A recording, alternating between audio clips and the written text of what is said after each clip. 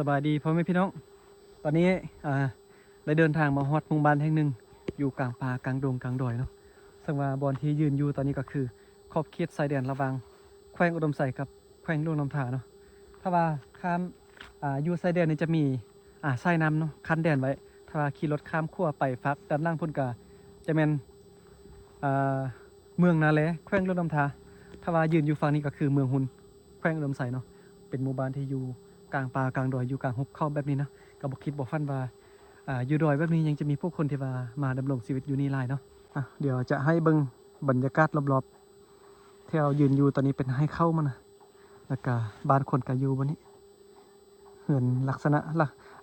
เหือนนี่เป็นร่างสีแดงหมดเลยคือกันเนาะบรรยากาศดีวิวงามขนาดส่วนทางด้านนี้ก็มีปั๊มน้ำมันเนาะโอ้มีรถบรรทุกหัวลากมามีรถ22 ล้อ24 ล้อมาได้เนาะบนนี้เนาะน่าจะมาทางเมืองนาแลเบาลังกับบนในใจโอ้ถ้าว่ารถหัวลากแบบนี้มาได้แสดงว่าเส้นทางดีพ่อแม่พี่น้องสมควรเนาะเพราะว่าอยู่เขตดอยนี่ยากสุดที่จะเห็นรถบรรทุกใหญ่ๆมาได้แบบนี้นะถ้าว่ามีรถบรรทุกใหญ่แบบนี้ก็แสดงว่าเส้นทางนี้ดีเพราะว่าเส้นทางฝั่งนี้เบาลังบ่เคยไปจักเทื่อเดี๋ยวจะลองไปเบิ่งเนาะจะขี่รถเที่ยวขึ้นไปดงไปดอยพุ่นว่าจะมีบ้านคนหรือบ่เนาะเพราะว่าเส้นทางเส้นนี้จะเป็นเส้นทางไปเมืองนาแลแขวงหลวงน้ำถาแล้วก็ไปออกแขวงหลวงน้ำถาได้เนาะส่วนฝั่งนี้ก็จะมีได้ยินชาวบ้านว่าไปทางด้านนี้จะไปฮอด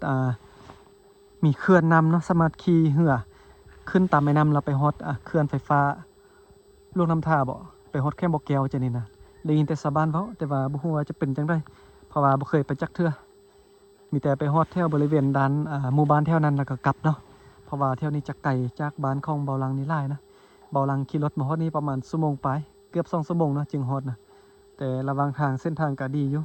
แต่บ่ฮู้ว่าเส้นทางข้ามไปฝั่งพุ่นนี่จะดีหรือบ่นะวันนี้เบาลังมาฮอดมาถึงก็เก็บภาพบรรยากาศให้พ่อแม่พี่น้องได้เบิ่งได้ชมไปนำกันเนาะวันนี้ก็เดินทางคนเดียวนะขี่รถจักรเดินทางมาคนเดียวกว่าจะมาฮอดมาถึงก็บ่แม่นง่ายนะใช้เวลานี่2 ชั่วโมงก็ว่าแม่นนะขี่รถมานะแต่ว่ายังดีที่ว่าเส้นทางในปีนี้เริ่มดีแล้วอยู่ที่ตัวเมืองหุ่นขึ้นมาฮอดบ้านนี่นะเส้นทางดีเนาะเดี๋ยวจะขี่รถเลาะไปเที่ยวไปเรื่อยๆเนาะระหว่างทางเป็นจังได๋ก็จะเก็บภาพมาฝากให้ FC ทุกคนได้เบิ่งได้ชมไปนำกันอันนี้ก็เป็นรถของเบาลังที่ใช้ในการเดินทางไปถ่ายคอนเทนต์ถ่ายรายการถ่ายคลิปลงซองเนาะเป็นรถเวฟเป็นยี่ห้อ ของจีนธรรมดานะสภาพเก่าแล้วอันบ่เบิ่งขี้ตมเบาลังไปลุยอยู่ดอยมาบ่เป็นง่าย2-3 มื้อก่อนนี่นะอันนี้จะเป็นกล่องเก็บเครื่องเนาะเอาไว้เครื่องของจำเป็นเครื่องใช้ส่งเสื้อเนาะไว้ในกล่องนี้เพราะว่าฝนตกก็ยานเครื่องจะเปียกนะเบิ่งสภาพรถเนาะโอเคนะเดี๋ยวจะลงไปกลางบ้านเก็บภาพบรรยากาศให้เบิ่งตอนนี้ก็มาฮอดขั้วน้ำลาวอยู่ทางด้านหน้านี่เดี๋ยวจะพาไปเบิ่งนะมันนี่ก็เดินทางคนเดียวคือเก่านะไปใส่กับไปคนเดียวด้วยรถจักรเวฟสีแดงคู่ใจของเบาลัง เบาลังก็เป็นคนมักการขับขี่รถจักรในการเดินทางเที่ยวเนาะอยากจะไปไกลเท่าไรก็บ่เมื่อยเนาะเพราะว่ามักมาตั้งแต่น้อยๆเนาะมักกันถ่ายวิดีโอถ่าย บันทึกชีวิตตัวเองแบบนี้เดินทางเที่ยวบ่นั้นบ่นี้ไปเนาะอันนี้จะเป็นขั้วข้ามน้ำลาวซึ่งว่าข้ามขั้วนี้ไปฟักพุ่นกับแม่นชายแดนเมืองนาเลแขวงหลวงน้ำถาแล้วเนาะมาฮอดมาถึงแล้วแขวงหลวงน้ำถาตอนนี้อันนี้น่าจะเป็นน้ำลาวเนาะอยู่กลางป่ากลางดงกลางดอยโอ้สะบานเพิ่นมายังไงเถอะโอ้เพิ่นมาตักสายตักหินตักสายเดี๋ยวจะไปเบิ่งกันโอ้บ่าวหลังเห็นสะบานตักหินตักสายนี่ก็คิดฮอดสมัยตะกี้ซึ่งว่าผ่านมาตะกี้ก็อาชีพเฮ็ดการขุดค้นแห่ทรายค่ายเนาะเฮ็ดนำครอบครัวนะสมัยก่อนบ่มีเครื่องมือทันสมัยบ่มีรถแบ็คโฮก็ส่วนตักเอาแล้วก็เริ่มเจริญมีรถแบ็คโฮก็เอารถแบ็คโฮขุดเอาเนาะแต่ว่าปัจจุบันนี้บ่าวหลังบ่ได้ขับรถแบ็คโฮบ่ได้ขับรถบรรทุกแล้วมาเป็นยูทูบเบอร์เนาะเดี๋ยวจะพาไปเบิ่งชาวบ้านเพิ่นตักทรายขึ้นรถนะอันนี้จะเป็นรถบรรทุก6 ล้อนะถ้าเว้าเป็นภาษาท้องถิ่นแถวบ้านของเบาลังนี่จะเอิ้นว่ารถลานเจียนสมัยก่อนก็เคยขับรถแบบนี้นะแต่ว่าปัจจุบันนี้บ่ได้ขับรถน้อยจังนี้นะ เอาไอ้บ่าวน้อยเพิ่นดุมันแท้ไอ้บ่าวน้อยนี่ว่าเพิ่นเฮ็ดเอาแห่ทรายไปแปลงเฮือนเนาะบ่ได้ซื้อ ใส่ความดุมันเอาเลยบัดนี้นะอ๋ออันนี้ก็เป็นวิถีชีวิตชาวบ้านเพิ่นการขุดเอาแห่ทรายแบบดั้งเดิมเนาะสมัยก่อนเบาหลังก็เฮ็ดแบบนี้คือกันเนาะไอ้บ่าวเพิ่นว้าเด้อดุมันเนาะเอาไปเฮ็ดหยังนี่เอาไปท่มเฮือนบ่เอา เอาไปท่มเฮือนเลยเต้เอาไปท่มพื้นเฮือนเต้อ่าเดี๋ยวจะให้เบิ่งเนาะหินทรายปนกันแบบนี้เอาไปท่มเฮือนนี่มันจะแน่นขนาดเนาะแน่นเท่าแน่นว่านะมันจะต่างเด้ต่างจากเอาดินท่มเฮือนเนาะดินท่มมันจะบ่แน่นปานใดเอ้ยไอ้บ่าวเพิ่นดุมันเนาะโอ้สะบันเอาหินเอาทรายนี่บ่ได้เสียเงินเบิดนะใส่ความดุมันมาคนเอาไปเฮ็ดเฮือนเองเลยตอนนี้นะประหยัดค่าใช้จ่ายเนาะถ้ามันอยู่ในเมืองนี่หมดเงินหลายที่สำนี้นะ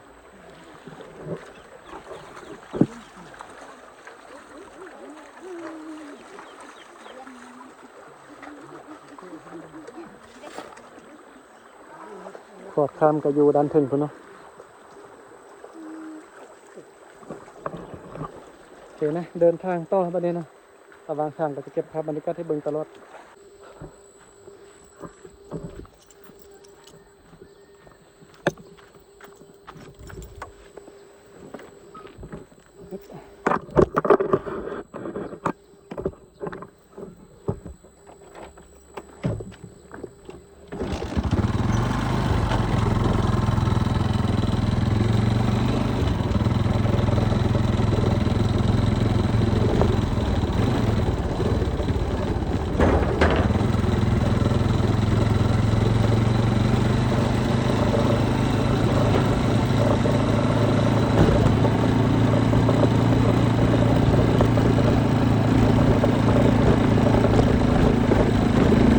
ช่วงแล้ว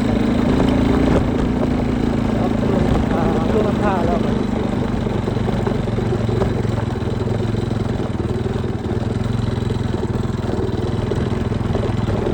ดี๋ยวยังตายก็ต้องสบายแยกทั่วบางทีจะไป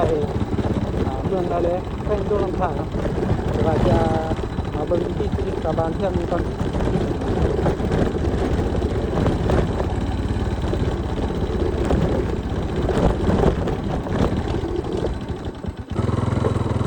โอ้เนี่ยเหือนหลังนี้ยังเป็นเหือนสไตล์แบบดังเดิมอยู่เนาะแต่ว่าต้นช่วยก็มีบ่มีคนอยู่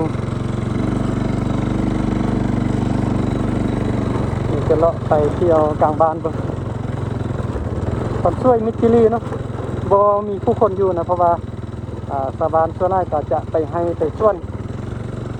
สาวหนุ่มแท้บ่ค่อยอยู่บ้านเนาะต้นช่วยนะไปซื่อๆนี่ก็มีหมู่บ้านอีกหลายหมู่บ้านเนาะแต่ว่าจะเข้ามาในกลางบ้านนี่ก่อนเป็นบ้านน้อยๆเนาะ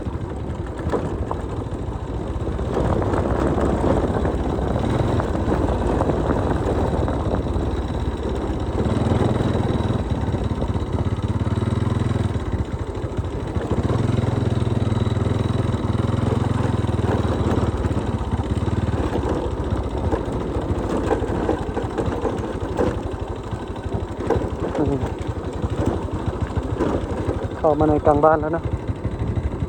มิตรจิรีเงียบนะบ่มีผู้คนอยู่เลยเข้าไปให้ไปส่วนหมดแหละ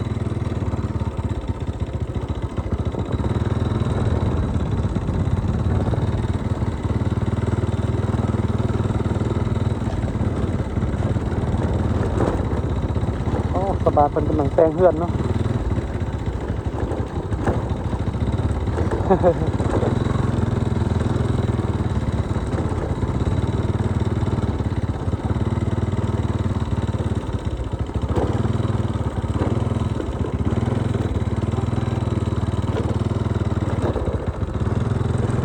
มิตรจิรีเลย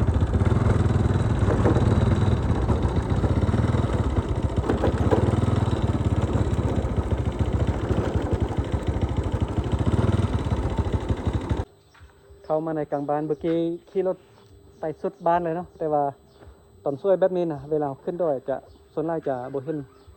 ทุกคนที่ว่าอยู่บ้านเนาะเพราะว่าสาวหนุ่มนี่ส่วนใหญ่จะไปให้ไปส่วนเหลือแต่ผู้เฒ่าผู้แก่เขาจะเฝ้าห้องเฝ้าเรือนอันนี้ก็เป็นบรรยากาศกลางบ้านเนาะ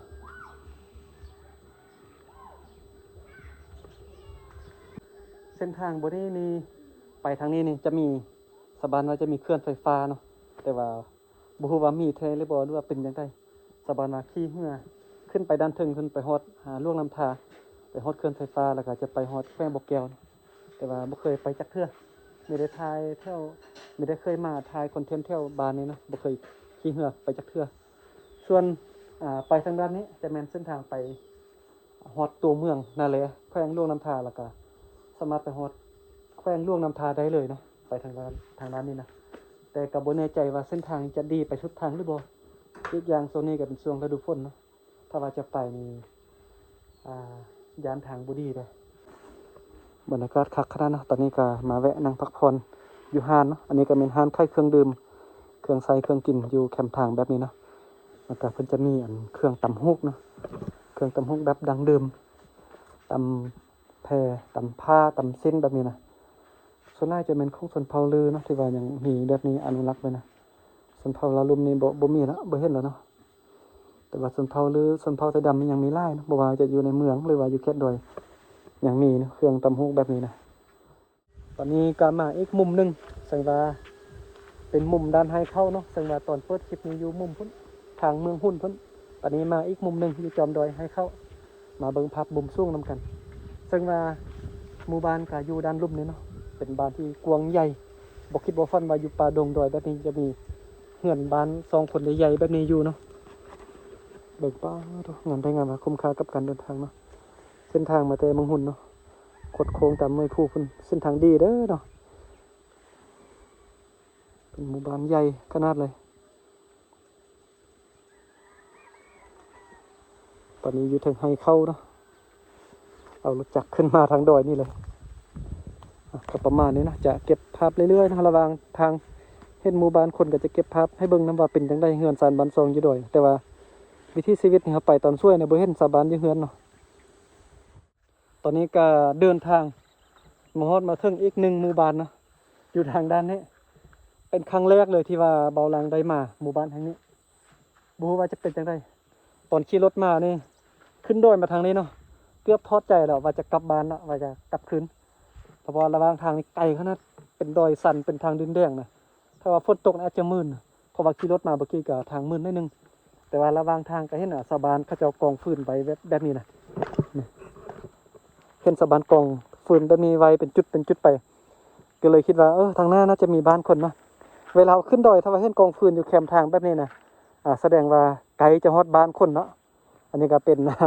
คมฮู้เนาะเป็นประสบการณ์จากการเดินทางขึ้นดอยแต่ละเทื่อนะเวลาลงทางบ่หรือว่าจังใดเนาะเห็นไฮหรือว่าเห็นฟืนกองแบบนี้ก็ให้อุ่นใจไว้เลยว่าต้องมีบ้านอยู่แถวไกลๆนี่เนาะตอนนี้ก็มาฮอดละ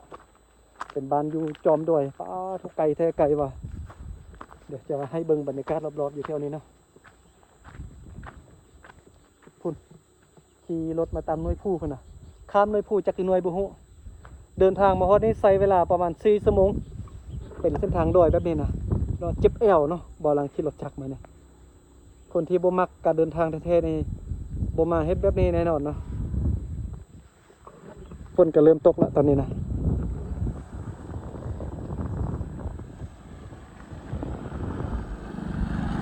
หมู่บ้านก็ไปทางด้านนี้เนาะ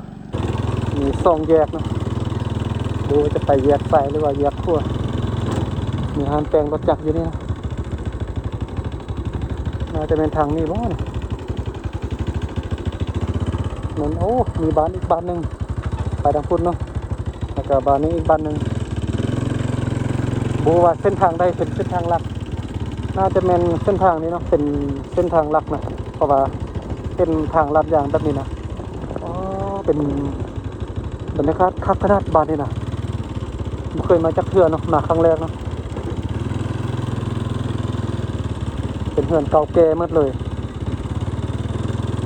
กระส้มแล้วเนาะที่ว่าอยู่ไกลจากตัวเมือง หลายกิโลเนาะหลายร้อยกิโล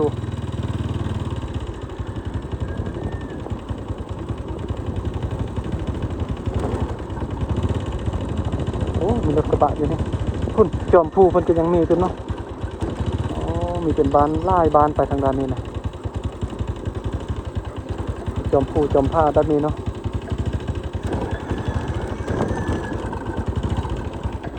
ทีนี้ก็มีงานค่ายเครื่องจะไปทางนี้เรื่อยๆบ้างเป็นจังได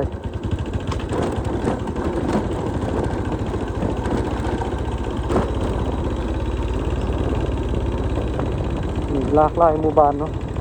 อันนี้จะเป็นเราเข้าแค่นี้นะเราเข้าของสะบานเนาะโอ้ยบ้านนี้เบิ่งแบบนี้ลาเนี่ยเขาจะมีรถกระบะหลายเลยโอ้ข้างหลังนี่เป็นแบบดังเดิมเลย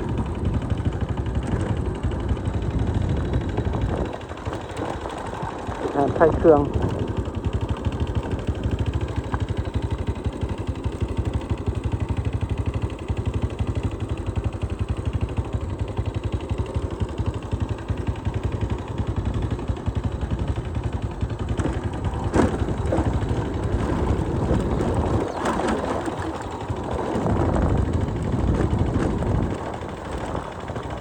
พาไปเรื่อยๆเนาะ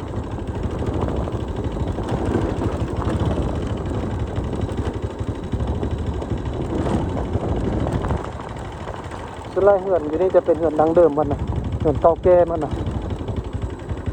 อยู่แคมทางรถแบบนี้ได้เหือนนะ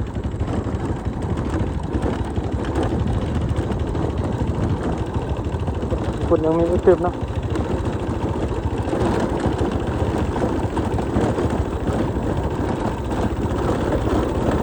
โอ้ดึงมาเต็มทางรถเลยเฮ้ยจ้ากันนะเอารถฟอร์ดก็ปรับเดินไปเลย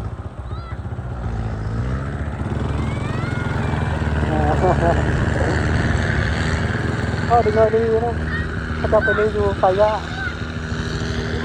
านนะ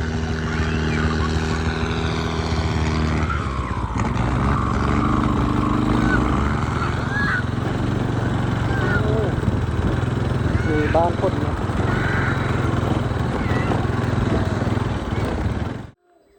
เราขึ้นมาโดยเมื่อกี้ก็ยางไปกลางบ้านบรรยากาศมิตรลีนผู้คนบ่อยู่ตอนสวยนะบางคนบ่เคยขึ้นดอยนี่อาจจะแปลกๆเนาะบางคนอาจจะยานก็มีนะมาบ้านคนแท้ๆสะพัดว่าบ่เห็นคนมีแต่บ้านอยู่มีแต่เหือตั้งอยู่แล้วบ่เห็นคน มิตรลีเนาะบรรยากาศอยากเป็นตะยานวังเวงเลยคนแบบบ่เคยขึ้นดอยนะ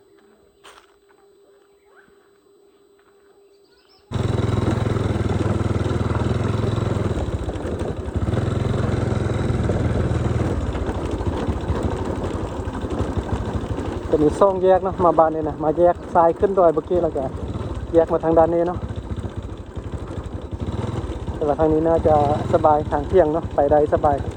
ทางเมื่อกี้นี่ขึ้นดอยสั่นเนาะบ่แน่ใจว่าเส้นทางจะอ้อมบ้านไปได้หรือบ่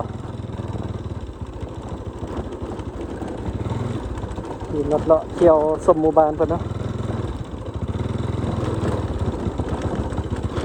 โอ้ทางเปื่อนขนาด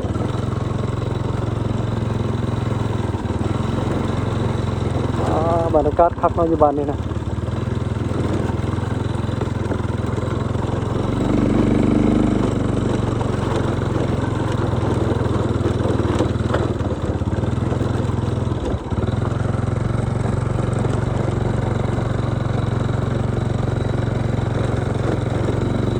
ไอ้ขี่รถเลาะไปเบิ่งแต่ละจุดแต่ละบอนกันเนาะ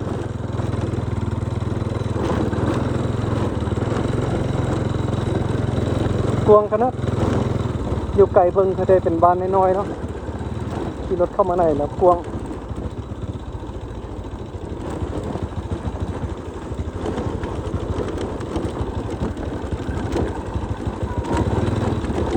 ลองไปเบิ่งว่าเส้นทางนี้จะไปฮอดไสนะ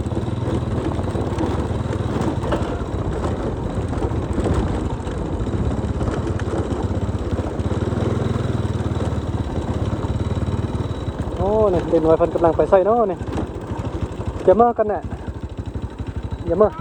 ฮะแฟนได้ 8S ไม่ยังอันนั้นน่ะเบิ่งได้บ่ไปแล้วน่าอายเนาะ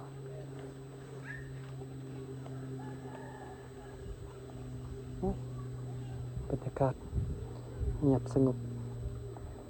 เราขี่รถไปตื้มบันเนี่ย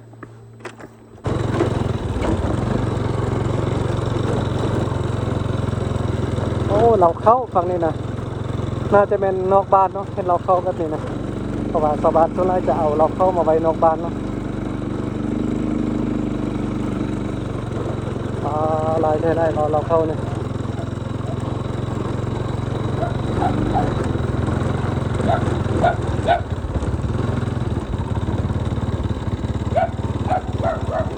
สุดทางบนนี้ปะเนาะบางคนเนี่ยโอ้น่าจะสุดบนนี้เนาะ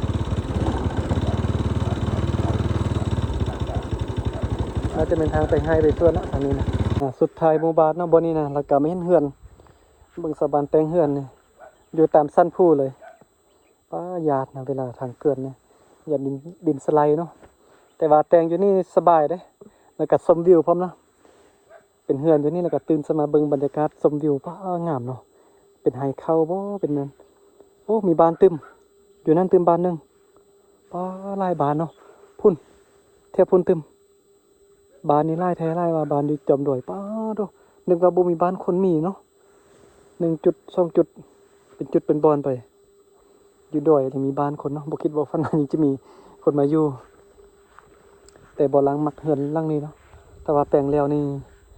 ชมวิวคักเนาะบรรยากาศตื่นสมาเหมาะแก่กันรีสอร์ทเนาะเฮ็ดรีสอร์ทบ้านพักเรียนตอนนี้ไปดิป้าคักขนาดชมวิวนะมีทะเลหมอกเลยนะตอนเช้านี่สบายเพิ่นกำลังไปให้ไปสวนมาเนาะมาเบิ่งอีกมุมนึงป้างามเนาะบ้านมึงเนี่ยอยู่บ้านนี้ก็ต้องบอกเลยว่าคุ้มค่าเนาะที่บ่หลังได้เดินทางมาฮอดมาถึงเนาะวิวงามขนาดนี่ก็เป็นเราเข้านะอยู่แค่นอกบ้านนี่ก็ชาวบ้านเอาเราเข้ามาไว้ในไร่สอนบ้านทรงจอมดอย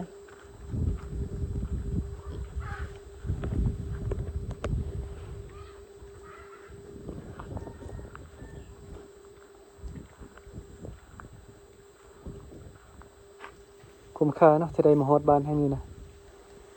มีเหือนคนระวางทางเรียนแถวไปเลยเนาะ